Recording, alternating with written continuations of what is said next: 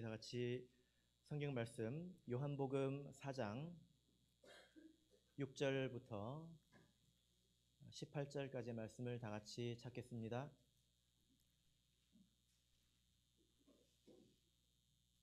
요한복음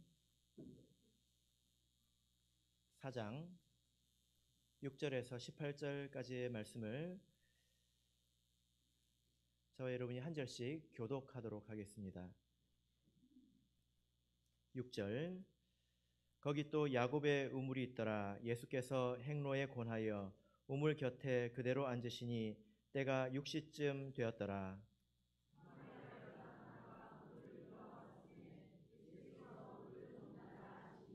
이는 제자들이 먹을 것을 사러 동네에 들어갔음이로라.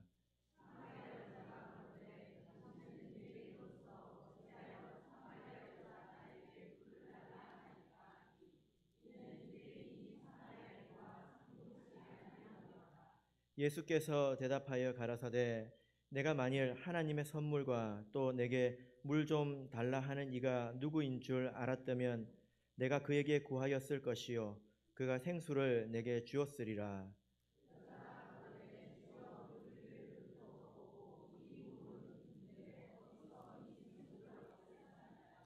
우리 조상 야곱이 이 우물을 우리에게 주었고 또 여기서 자기와 자기 아들들과 짐승이 다 먹었으니 당신이 야곱보다 더 크니까.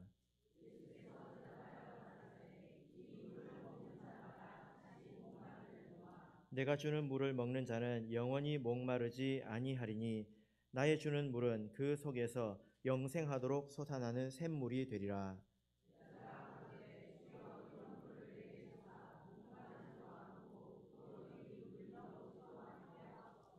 가라사대 가서 내 남편을 불러오라.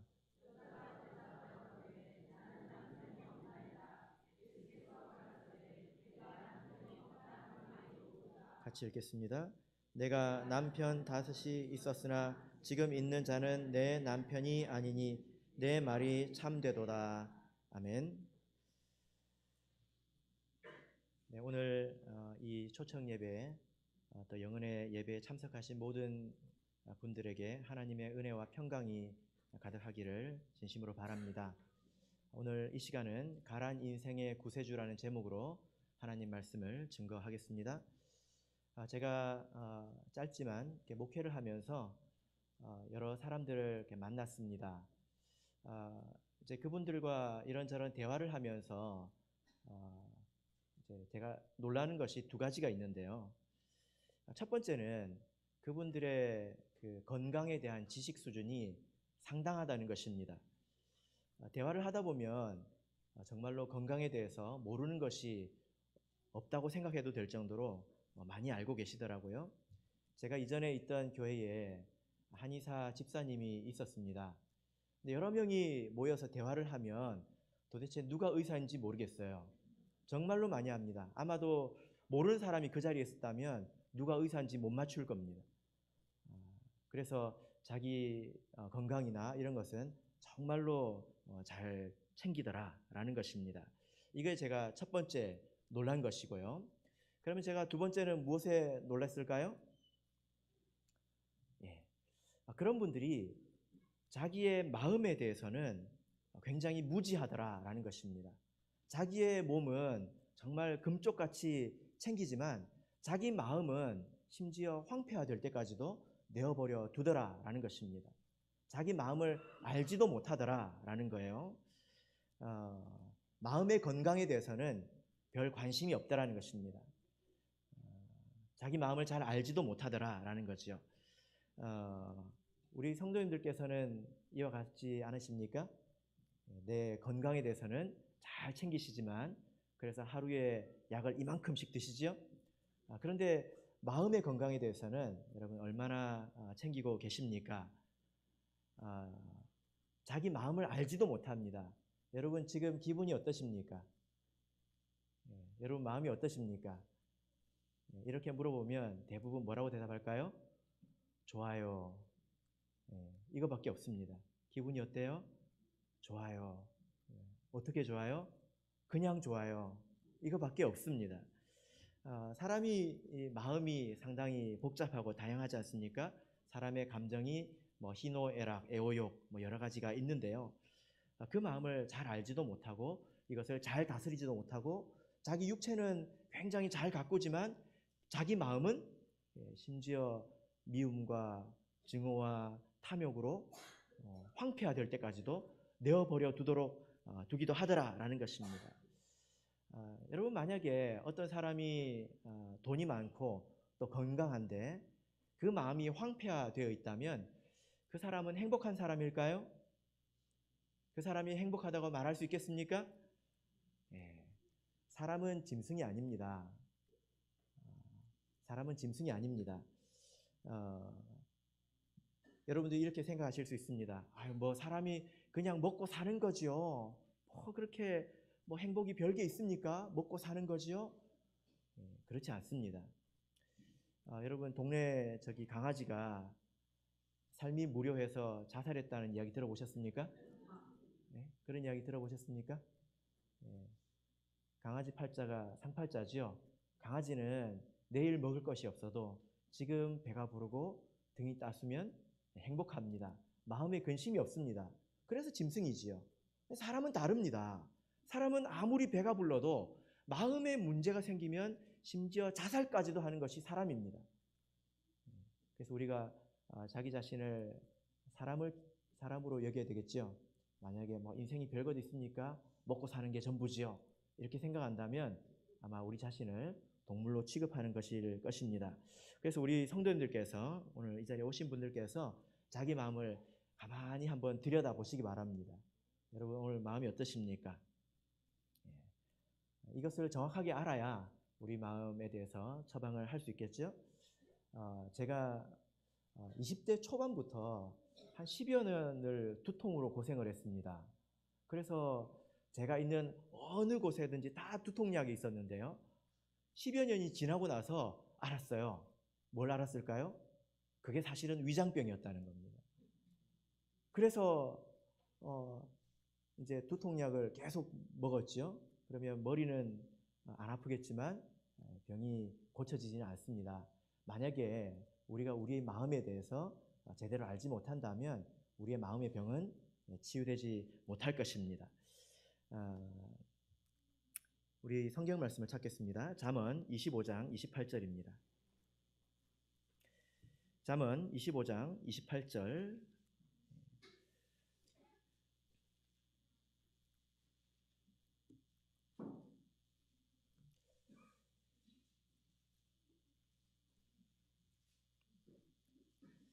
잠언 25장 28절 말씀을 같이 읽겠습니다. 시작.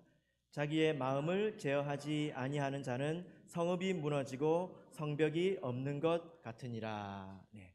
여기서 자기의 마음을 다스리지 못하고 제어하지 못한다면 그 사람의 인생은 무너진 것과 같다. 이렇게 말씀하고 있습니다. 그래서 우리가 우리의 마음을 잘 알아야 하고 우리의 마음을 잘 다스릴 수 있어야 된다라는 것입니다. 그런데 우리의 이 마음에 여러 가지 나쁜 감정들이 있고 또 나쁜 그 마음들이 있는데요. 그것에도 뿌리에 해당하는 것들이 있습니다. 여러분, 잡초를 뽑을 때도 무엇까지 뽑아야 합니까? 뿌리까지 뽑아야 되겠죠? 그죠? 뿌리를 뽑지 않으면 어떻게 됩니까? 비가 한번 오면 다시 솟아나죠? 그런 것처럼 뿌리까지 뽑아야 합니다. 우리 마음의 나쁜 감정의 뿌리에 해당하는 것이 있습니다. 그것이 무엇일까요? 우리가 이것을 캐내야 합니다. 오늘 우리가 읽은 요한복음의 이 말씀이 바로 그 내용인데요. 예수님께서 한 여인을 만나십니다. 바로 이 문제 때문이죠. 예수님께서 만난 이 여인은 어떤 사람입니까? 굉장히 대단한 사람이죠. 남편을 무려 몇 번? 5번. 세상에 하나도 힘든데 남편을 몇 번 바꿨다고요? 5번이나 바꿨다고 말하고 있습니다. 여러분, 지금까지 살아오시면서 남편을 5번 바꾼 여인을 보신 적 있습니까? 여기 아무도 안 계신 것 같네요. 제가 지금까지 봤다고 하는 사람을 본 적이 없습니다. 아마도 지금보다 더 보수적이었던 이 성경 시대에는 많은 사람들이 이 여인에 대해서 손가락질을 했을 것입니다. 뭐 그럴 만도 한 일이지 않습니까? 그런데 오늘 이 말씀을 보면 예수님께서 이 여인을 손가락질하거나 더럽다고 비난하지 않습니다. 오히려 예수님께서 이 여인을 만나주시고 대화하는 것을 볼 수 있죠. 그리고 이 여인을 만나기 위해서 먼 길을 걸어오신 것을 우리가 알 수 있습니다. 물론 성경으로 보아도 남편을 5번 바꾼 것은 그렇게 있기가 힘든 일이죠. 만약에 이것이 비정상적이라면 성경적으로도 이것은 죄에 해당이 됩니다. 그런데 예수님께서 바라보신 것은 이 여인이 왜 이렇게 할 수밖에 없었느냐라는 것입니다. 여러분 한번 생각해 보십시오. 어떤 사람이 남편을 5이나 바꿨습니다. 그러면 와 대단하다 할 것이 아니라 이 여인이 왜 그렇게 바꿀 수밖에 없었는지 한번 생각해 봐야 되지 않겠습니까? 이것은 바로 그 여인의 내면에 문제가 있었기 때문입니다. 그리고 어찌 보면 이 문제는 우리 모든 사람의 문제라고 할 수 있습니다. 여러분 이 여인의 문제가 무엇일까요? 그 내면에 어떤 문제가 있었을까요? 자, 13절부터 15절까지를 보겠습니다. 요한복음 4장 13절에서 15절을 다시 한번 읽겠습니다. 시작. 예수께서 대답하여 가라사대 이 물을 먹는 자마다 다시 목 마르려니와 내가 주는 물을 먹는 자는 영원히 목마르지 아니하리니 나의 주는 물은 그 속에서 영생하도록 솟아나는 샘물이 되리라. 여자가 가로되 주여 이런 물을 내게 주사 목마르지도 않고 또 여기 물 길러 오지도 않게 하옵소서. 예수님께서는 그 여인의 내면 속에 그 문제가 있는데 그 문제가 무엇이냐? 바로 목마름이다 이렇게 말하고 있습니다. 그리고 이것이 배고픔이다 이렇게 말하고 있는 거지요. 마셔도 목이 마른 상태라는 것입니다. 채워도 만족되지 않는 그런 상태입니다. 여러분 이런 우리 마음의 감정을 뭐라고 할까요? 마셔도 채워지지 않고 만족되지 않는 것, 이런 것을 뭐라고 하면 좋을까요? 이런 것을 공허하다라고 합니다. 공허함이라고 하지요. 이 여인의 마음속에는 공허함이 있었던 것입니다. 혹시 우리 성도님들 가운데 이 자리에 계신 분들 가운데 이 마음의 공허함을 느끼시는 분이 계십니까? 하나님께서 사람의 마음을 지으실 때 아주 크게 만들었어요. 몇 평으로 만드셨을까요? 여러분의 마음이 몇 평입니까? 혹시 밴댕이 소갈딱지입니까? 몇 평입니까?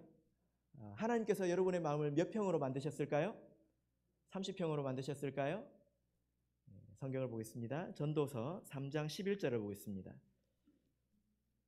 전도서 3장 11절.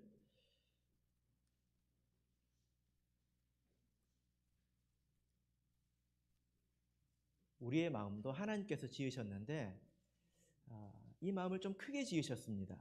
어떻게 지으셨을까요? 같이 읽겠습니다. 시작. 하나님이 모든 것을 지으시되 때를 따라 아름답게 하셨고 또 사람에게 영원을 사모하는 마음을 주셨느니라. 그러나 하나님의 하시는 일의 시종을 사람으로 측량할 수 없게 하셨도다. 네. 여기 보니까 사람에게 영원을 사모하는 마음을 주셨다라고 말하고 있습니다. 하나님께서 우리의 마음을 지으실 때 이 마음은 영원한 것을 사모하도록 지으셨다는 겁니다. 그러니까 이 세상에 유한한 것들로 만족되는 것이 아니라 영원한 것으로만 만족되도록 사람의 마음을 지으셨다는 거예요.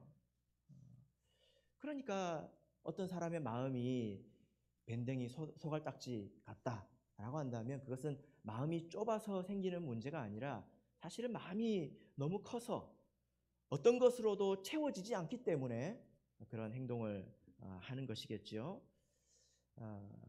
오늘 이 여인은 하나님께서 만드신 이 마음을 채우지 못해서 고통스러워하는 여인입니다. 자기의 마음, 이 빈 마음을 채워보고 싶은 거예요. 여러분들은 마음이 비었을 때에 무엇으로 채워 가십니까? 네? 무엇으로 채워 가십니까? 근데 이 여인은 잘 몰랐습니다. 그래서 남편을 바꾸면 마음이 채워질 거라고 생각했어요. 그래서 제가 상상을 해봤습니다. 처음에는 5명을 바꿀 정도 여인이면 대단히 능력 있는 여인이지 않겠습니까? 얼굴도 이뻤을 것 같아요. 그래서 처음에는 잘생긴 남편을 들여봤을 겁니다. 별 볼 일 없어요. 그 다음에 능력 있는 남편을 들여봤을 것입니다. 그래도 별 볼 일 없어요. 그 다음에 힘센 남편을 들여봤습니다. 그것도 별 볼 일 없어요. 그래서 남편을 5이나 바꿔서 지금 6번째인데도 만족하지 못하더라는 것입니다. 이 여인은 남편으로 자기 마음을 채우려고 했지만 우리들은 또 다른 남편으로 또 다른 무언가로 내 마음을 채우려고 하고 있지는 않을까요? 네. 어쨌든 사람의 마음이 이렇게 크다는 것을 우리가 알아야 합니다. 그래서 우리가 이것을 채울 줄 모른다면 공허함을 느낄 수밖에 없겠죠. 제가 최근에 그 천안교회에서 구도자를 이렇게 만났는데요. 이분이 교회에 온 사연이 있습니다. 어려워서 온 게 아니에요. 이분의 남편이 굉장히 훌륭한 분입니다. 이야기만 하면 다 아는 것을 특허를 내셔가지고 돈을 굉장히 잘 법니다. 그래서 이분도 외제차를 끌고 다닙니다. 그리고 남편이 아내를 사랑해요. 그리고 자식들이 다 잘 자랐습니다. 큰아들은 서울과학고에 다닙니다. 그 다음에 작은 아들은 그만 못하대요. 근데 반에서 1등은 한대요. 그런 이야기를 하더라고요. 그리고 건강합니다. 아픈 데도 없어요. 근데 왜 교회 왔을까요? 이분이 뭐라고 이야기하냐면 길을 가다가 노인을 보면 슬프대요. 그래서 자기 마음이 공허하다는 것입니다. 허무하다는 거예요. 그런데 자기 직장에 우리 교회 자매님이 있거든요. 아니 남편을 봐도 내가 낳고 자식을 봐도 내가 낳고 차를 봐도 내가 낳은데 왜 너는 항상 즐겁고 나는 항상 이렇게 우울하냐. 그래서 이분이 뭐라고 말했을까요? 나는 하나님을 믿잖아. 그래서 도대체 그놈의 교회가 어떤 교회인지 한번 와서 봐야 되겠다고 교회를 왔습니다. 아마 이 자리에 그분보다 나은 분이 계실는지 모르겠습니다. 남편이 그렇게 돈을 잘 벌어오시는 분이 계십니까? 외제차 타고 다니시는 분 계십니까? 혹은 아들이 서울과학고에 다니시는 분이 계십니까? 이 모든 것을 가지신 분이 계십니까? 모르겠습니다. 제가 여러분들을 잘 모르니까요. 그러나 이런 사람들도 마음의 공허함을 느끼고 살더라는 거예요. 혹시 내가 이런 사람을 만난다면, 이런 것을 가진다면, 자식이 좀 말 잘 들으면 내 마음이 다 채워질 텐데 라고 생각했다면 그렇지 않습니다. 성경에 있는 말씀대로 우리의 마음은 영원한 것으로만 만족이 됩니다. 자식이 영원하지 않죠? 자식은 떠납니다. 남편이나 아내는 영원합니까? 그들도 떠나게 되죠? 내 건강은 어떻습니까? 50, 60이 넘어가면 이제 아플 일밖에 안 남았어요. 제가 신방을 가잖아요. 그러면 어르신들 집에 가보면 정말 예외 없이 약상자가 다 있습니다. 진짜입니다. 이만한 약상자가 다 있습니다. 그래서 약을 한 주먹씩 매일 드십니다. 그래서 사람들이 이 공허함을 채울 줄 모르기 때문에 이것을 가리고 그리고 다른 방법으로 이것을 잊으려고 합니다. 그렇게 하루하루 살아가는 것을 봅니다. 제가 그래서 사람들을 보면서 하나님 말씀대로 저 사람의 마음에도 공허함이 있을 텐데 어떻게 그것을 잊고 살아갈까 하고 제가 유심히 관찰을 해보면 나름대로 방법이 있더라고요. 어떤 방법이 있을까요? 나름대로 방법이 있습니다. 어딘가에 취해서 살아가려고 합니다. 취미생활에 빠진다든지 아니면 술에 취한다든지 혹은 게임에 빠진다든지 쇼핑에 중독된다든지 텔레비전에 빠진다든지 그래서 그때그때를 잊어버리는 거예요. 그 순간을 잊어버리는 것입니다. 텔레비전 보면 인생이 공허하다는 생각이 듭니까? 네, 안 들지요? 그렇게 잊어버리고 살아가는 부류가 있고요. 조금 더 고급한 사람들은 인생의 목표를 정합니다. 그래서 그것을 위해서 열심히 달려갑니다. 인생의 목표를 딱 정해놓고 달려가는 동안에는 야, 내가 저걸 이루면 뭐가 있을 거야 라고 생각하고 열심히 달려가지요. 그 동안에는 공허함이 없습니다. 그리고 그걸 성취하고 나면, 사실 성취하는 사람이 많이 없지요. 그러나 성취하고 나면 물밀듯이 공허함이 올라가 솟구치게 되지요. 그래서 많은 사람들이 사실 그 SNS나 이런 것을 통해서 자기 자신을 가리는 데 익숙하다고 저는 생각을 합니다. 그런 것 같지 않습니까? 그것도 살아가는 방법이라면 방법이겠지요. 영원한 하나님을 모르기 때문에 아마 그렇게밖에 할 수가 없을 것입니다. 그러나 오늘 이 자리에 계신 우리 성도님들께서 또 방문해 주신 분들께서 그렇게 살아가신다면 오늘 이 말씀을 듣고 다시 한번 생각을 해보시길 바랍니다. 여러분, 정말 내가 그렇게 살아가야 될까요? 하루하루 그냥 술에 취한 듯이 취미에 취하고 그리고 세상에 취하고 이것저것에 취해서 텔레비전에 취해서 그냥 망각하고 살아가는 것이 정말로 잘 사는 것일까요? 그렇지 않습니다. 최근에 제 동생이 있는데요. 교회를 안 다닙니다. 드디어 집을 장만했습니다. 서울이 아닙니다. 저기 부산이에요. 그런데 보니까 재미있어요. 사는 게 재미있더라고요. 집을 처음 샀으니 얼마나 재밌겠습니까? 집을 이렇게도 꾸며보고 저렇게도 꾸며보고 이렇게도 채워보고 저렇게도 채워보고. 근데 얼마나 갈까요? 여기 집 있으신 분들이 있을 겁니다. 제가 오늘 잠깐 이야기 들으니까 대방교회가 있는 동네도 비싼 동네라고 하던데, 저는 지방에 살았을 때 얼마나 되는지 잘 모르겠습니다. 그런데 이렇게 비싼 동네에 혹시 사신다면 아침마다 일어나서 만세를 부르십니까? 집이 있다! 이렇게 만세를 부르십니까? 그 집 채워가는 재미에 하루하루 흥미가 있습니까? 그렇지 않습니다. 얼마나 갈까요? 그래서 이것은 마치 술에 취한 것과 같습니다. 술 취하면요 정말 기분이 좋습니다. 그리고 그때 어려움을 잊을 수 있습니다. 그러나 그것을 진짜로 행복이라고 말할 수 있을까요? 야, 나는 술 취한 게 진짜 행복해 라고 말한다면, 여러분의 자녀가 그런 말을 한다면 엉덩이를 때려주고 싶을 거예요. 그러면 안 된다고 할 것입니다. 왜 그렇습니까? 나는 진짜 행복한데 왜 안 됩니까? 하고 자녀가 물으면 뭐라고 대답하시겠습니까? 그것은 일시적인 것이기 때문입니다. 그것은 잠시 잊어버리는 것이지 내 마음이 참으로 만족되는 것이 아니라는 거죠. 그렇지 않습니까? 그것은 행복이 아니라 마비인 것입니다. 내가 바닷물을 마셔서 일시적으로 갈증을 해소한 것이지 그 후에는 더욱더 큰 갈증이 몰려온다는 거예요. 아마 인생을 조금 살아오신 분들께서는 이 말을 이해하실 것입니다. 내가 지금 행복하지 않다면, 내 마음에 공허함이 있다면 내가 열심히 살지 않아서 그런 게 아니에요. 지금까지 충분히 열심히 살았습니다. 내가 열심히 살지 않아서 내 마음이 구멍이 뚫린 것 같고 공허한 게 아니라는 것입니다. 이것을 채우는 방법을 잘 모른다라는 것입니다. 오늘 이 여인은 어떻게 해서든지 자기의 마음을 한번 채워보려고 남편을 5번이나 바꿨습니다.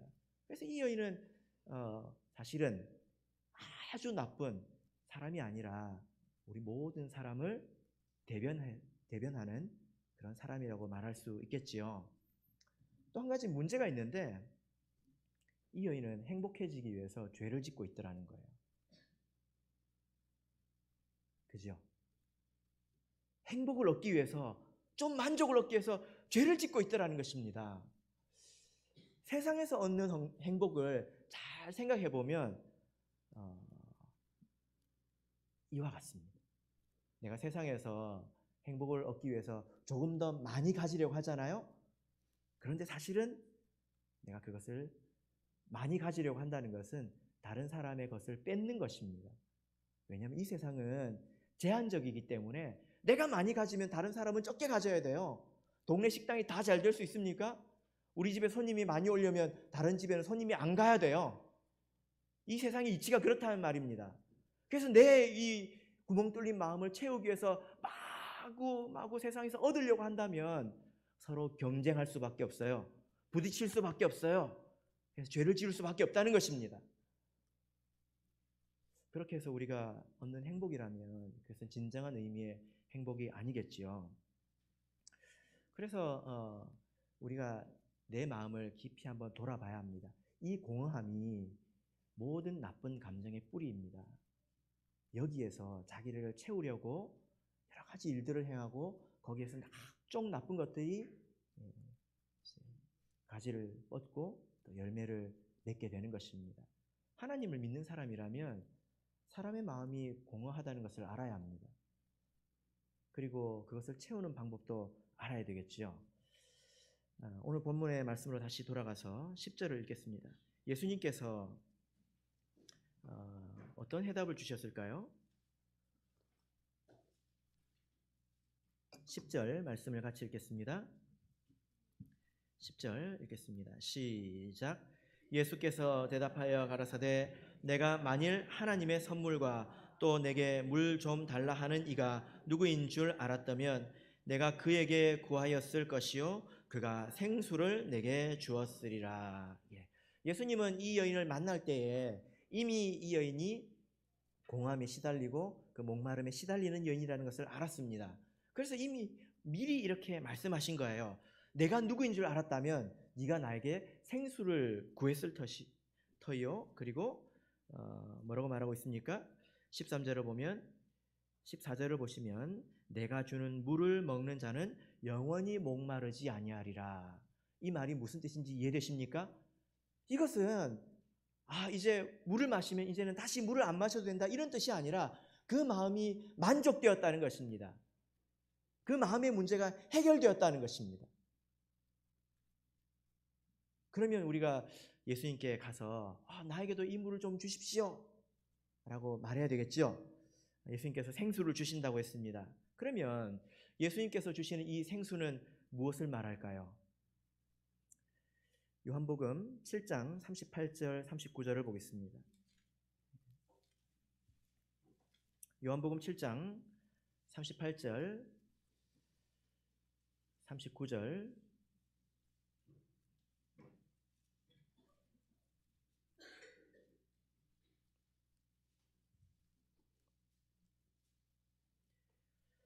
같이 읽겠습니다.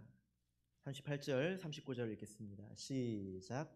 나를 믿는 자는 성경의 이름과 같이 그 배에서 생수의 강이 흘러나리라 하시니 이는 그를 믿는 자의 받을 성령을 가리켜 말씀하신 것이라. 이 생수가 무엇입니까? 성령을 말합니다. 성령은 하나님의 영을 말하지요. 여기서 배에서 생수의 강이 흘러난다고 했는데 이것은 정말 우리 배에서 물이 흘러난다는 것이 아니라 배라는 것은 그 사람의 가장 깊은 곳을 말합니다. 우리 몸의 중심을 말하죠. 배라는 것이 딱 중간에 있지 않습니까? 우리 몸에 정말 내가 알지도 못하는 저기 깊은 내 마음의 저기 깊은 가장 깊은 그곳에서 무엇이 흘러납니까? 생수의 강이 흘러나서 만족이 된다는 거예요. 여러분 이런 감동을 느끼신 적 있습니까? 내 마음의 저기 극히 깊은 곳에서 맑은 가락이 울려나는 것처럼 내 마음이 저기 깊은 곳에서부터 만족이 되어서 이미 기쁘고 이미 행복하고 이미 만족한 것을 경험해 보신 적 있습니까? 이것이 무엇으로 가능하다고 말하고 있습니까? 바로 성령입니다. 우리가 받는 성령을 통해서 이것을 이루어 주신다고 말씀하셨습니다. 이 말에 대해서 우리가 잘 생각을 해봐야 되는데 왜 그렇습니까? 왜 그렇습니까?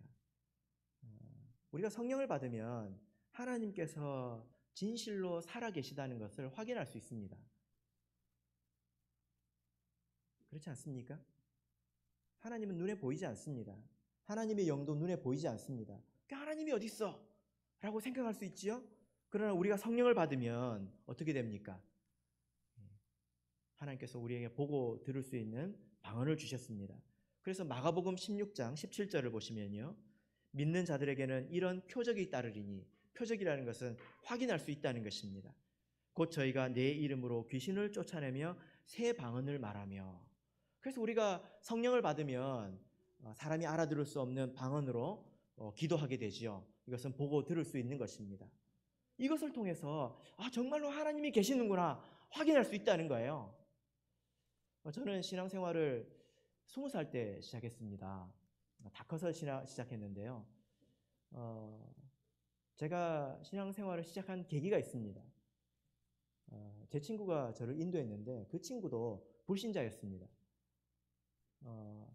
이 친구가 어떤 소설가가 적은 소설을 보고 교회 다니고 싶다는 감동이 생겨서 어떤 교회를 갈까?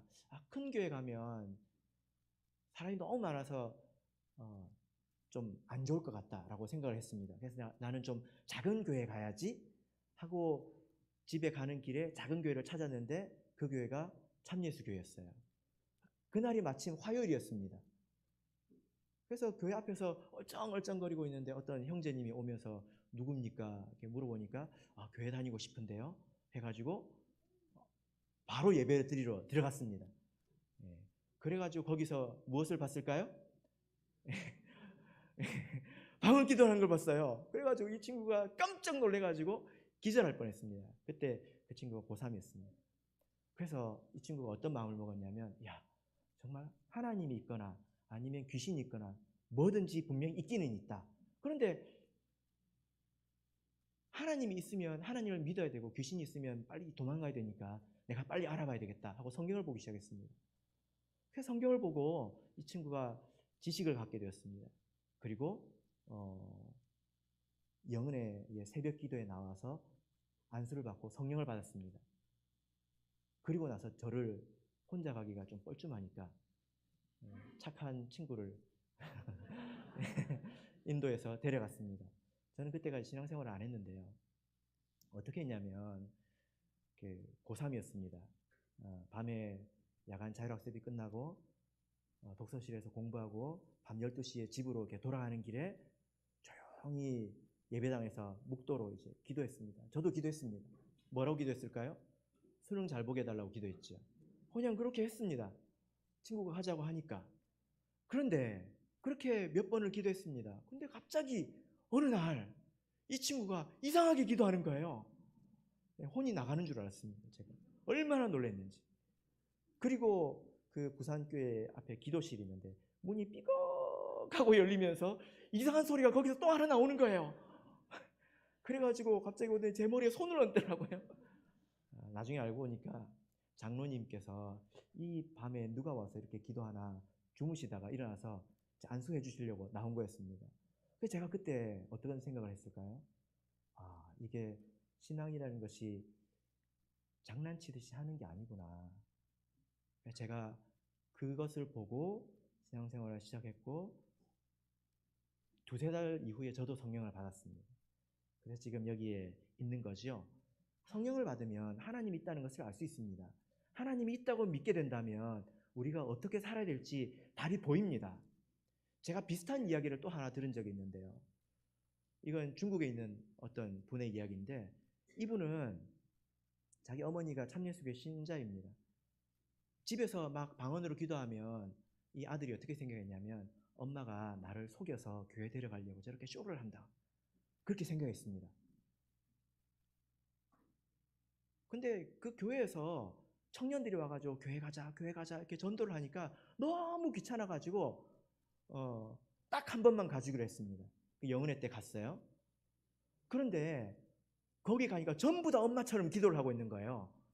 그래가지고 이 사람이 다 짰구만 이렇게 생각을 했습니다. 근데 그 교회 신도가 3,000명이에요. 참 대단하죠. 이분도 다 짰다고 생각을 했습니다. 그래가지고 마지막에 안수기도를 하는데 자기는 나가려고 하는데 이제 안수기도 할 때 일어나니까 엄마가 너무 기뻐하더라는 거예요. 안수 받으러 나가는 줄 알고.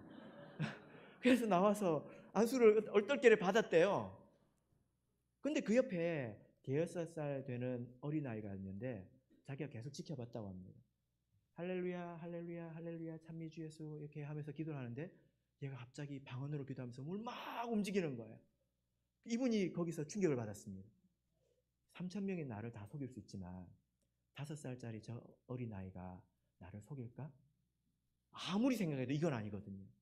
이분이 거기서 믿음을 가졌습니다. 그래서 뭐가 됐을까요? 그래서 목자님이 됐습니다. 그래서 우리가 성령을 통해서 하나님이 정말 있다는 것을 알 수 있습니다. 하나님이 있다는 것을 믿을 수가 있다는 거예요. 요한복음 16장을 보겠습니다. 요한복음 16장.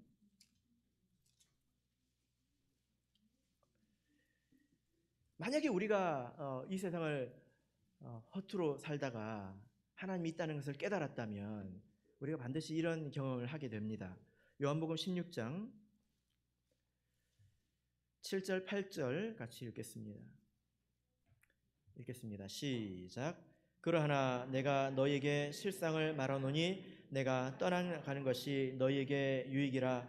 내가 떠나가지 아니하면 보혜사가 너희에게로 오시지 아니할 것이요 가면 내가 그를 너희에게로 보내리니 그가 와서 죄에 대하여 의에 대하여 심판에 대하여 세상을 책망하시리라. 성령께서 오시면 죄에 대해서 의에 대해서 심판에 대해서 세상을 책망하리라. 이것은 깨달음을 말하는 것인데, 성령을 받게 되면 내가 죄라고 생각하지 않았던 것을 내가 죄라고 생각하지 않았던 것이 사실은 죄였구나 하고 깨닫게 된다는 것입니다. 그리고 이것이 옳다고 생각했던 것을 이게 옳은 것이 아니었구나 깨닫게 된다는 것입니다. 이런 깨달음이 있다는 거예요. 비슷한 좀 이해하기 쉽기 위해서 제가 말씀을 드리는데요. 이런 경험을 한 사람이 있습니다. 다이너마이트 아시죠? 뻥 하고 폭발하는 거. 다이너마이트를 개발한 사람이 있는데 그 사람이 그걸로 돈을 되게 많이 벌었습니다. 그래서 어떻게 살았을까요? 즐겁게 살았겠죠? 그죠? 자기 열심히 연구해서 돈을 많이 벌었으니까 재밌게 살았겠죠. 근데 이게 아주 오래전 이야기입니다. 근데 신문에 자기가 죽었다고 뉴스가 난 거예요. 그러니까 그때는 굉장히 오래전이니까 사람이 어딘지 잘 찾기가 힘들었겠죠. 사실은 그 사람이 아니라 그 사람의 동생이 죽었는데 자기가 죽었다고 뉴스에 난 겁니다. 한번 생각해 보세요, 여러분. 내가 죽었다고 뉴스에 났어요. 그 제목에 뭐라고 적었을 것 같습니까?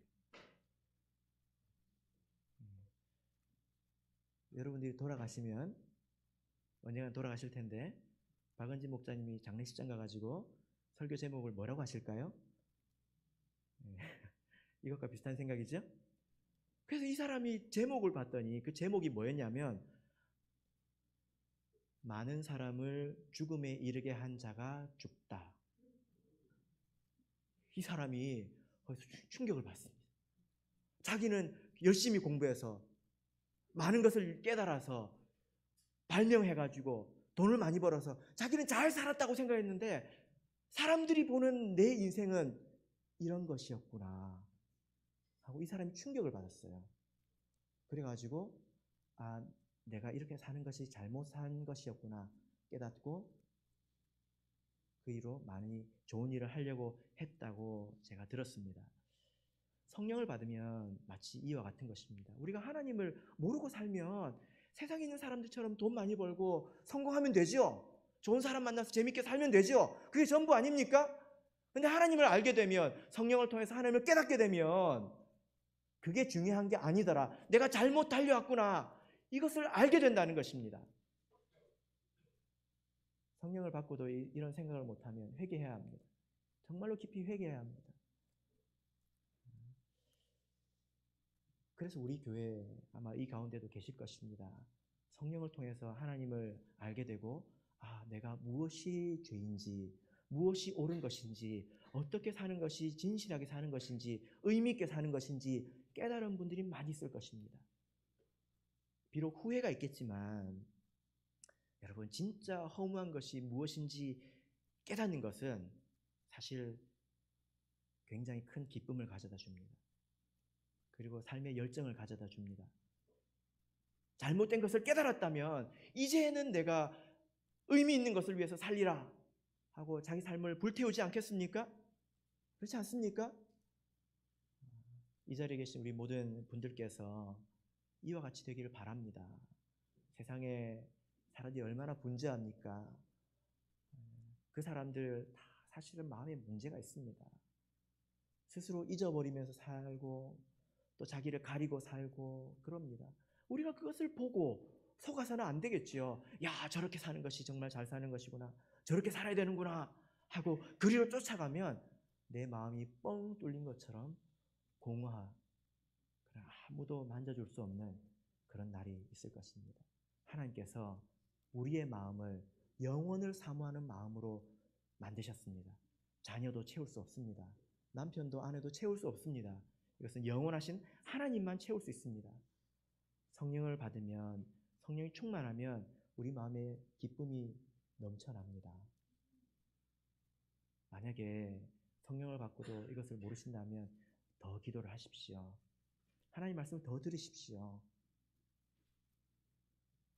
제가 있던 교회에서 어떤 한 자매님이 계셨는데요. 이분이 예전부터 알았는데 이분은 어렸을 때 그 계모에게서 자랐어요. 그래서 이분은 그 피해의식 덩어리입니다. 인격이 그렇게 형성이 됐어요. 사람 자체가 피해의식 덩어리예요. 그래서 뭐든지 그렇게 여기고 뭐든지 그렇게 받아들입니다. 그러면 옆에 있는 사람들이 얼마나 피곤한지 여러분 아시죠? 그죠? 결혼을 했습니다. 부부지간에 남편이 9을 잘하고 하나만 잘못해도 서운하고 섭섭한 거예요. 부부관계가 좋았겠습니까? 근데 이분이 어느 날 하나님 앞에 기도하는데 아주 특별한 체험을 했습니다. 성령의 충만이 임했는데 그분의 표현으로 보자면 하나님께서 자기의 내장까지 꺼내서 다 씻어준 것처럼 예전에 그 미움, 원망 이런 게 하나도 없이 다 사라졌다는 거예요. 그래서 제가 그분을 천사라고 불렀습니다. 왜 그럴까요? 저는 한 번도 인상을 쓰는 걸 본 적이 없어요. 진짜로. 한 번도 인상을 쓰는 걸 본 적이 없어요. 그런데 그분이 먹고 살만하냐? 그렇지 않습니다. 그 마티즈라고 옛날 경차 있지 않습니까? 오래된 차를 타고 3, 40분을 다녀서 일을 하시고 아주 힘든 일을 하셨습니다. 그런데도 한 번도 인상을 쓰는 걸 본 적이 없어요. 그래서 제가 성령의 감동이 되면 우리 마음속에 성령의 충만이 임하면 그 배에서 생수의 강이 흘러내려가는 것이 맞구나 이것을 깨달았습니다. 바라옵기는 이 자리에 계신 모든 분들께서 성령을 통해서 하나님을 통해서 인생의 답을 찾으시고 마음을 메우시고 행복을 누리시는 여러분들이 되시기를 예수 그리스도의 이름으로 축복합니다.